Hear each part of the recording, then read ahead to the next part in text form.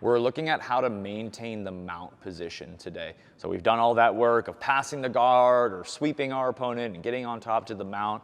And if he makes some quick movements, he may escape. So I have to adjust.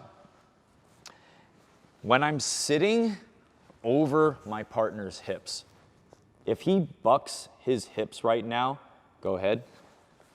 He's gonna make me put my hands on the ground. This is the very beginning to a lot of escapes, especially the buck and roll, because now he's gonna isolate my arm, and then he just rolls over that same side, putting me on my back, okay? He doesn't actually score any points for that in a tournament, but the idea is position over submission in jiu-jitsu. So if I can stay on top, I'm gonna stay on top. First thing I wanna do as soon as he has me put my hands on the ground is I wanna slide my legs back to the grapevine position. So my feet are coming from the outside in on his shins, and my toes are pointed outward. I straighten my legs out as I thrust my hips into his belly. I can even go hands-free here to really suck the air out of him. How you doing, Al? Great. So it's just another way to stop his hip movement and suck some air out of him, making him tired so maybe he makes a mistake later on, okay? From here, I want to start to secure an underhook on each arm, keeping my hands palm down. Now, Al's being really nice and he's just bringing his elbows way above his head here, but usually they're not going to do that. I secure the underhooks, and now I have to fight to get his elbows up from here. So what I'm going to do is I'm going to inchworm my hand up the mat. So palms are flat on the ground. I inchworm, straighten them back out.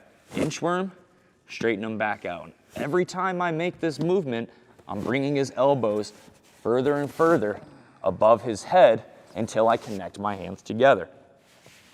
Once I've connected my hands together, now his elbows are trapped here. So I can put my feet back on the floor and I slide my knees way up.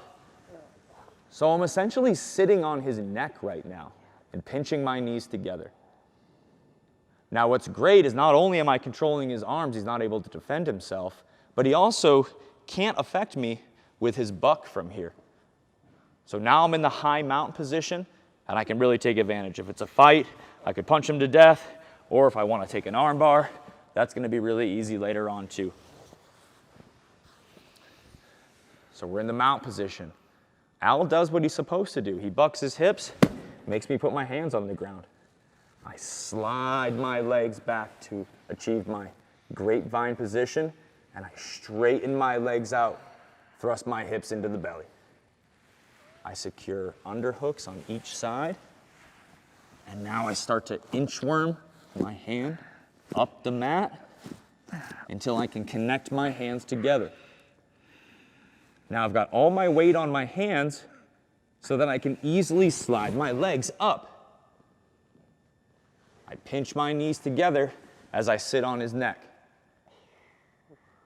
Now a lot of people are going to feel awkward about this because you're getting yourself really high up towards the face.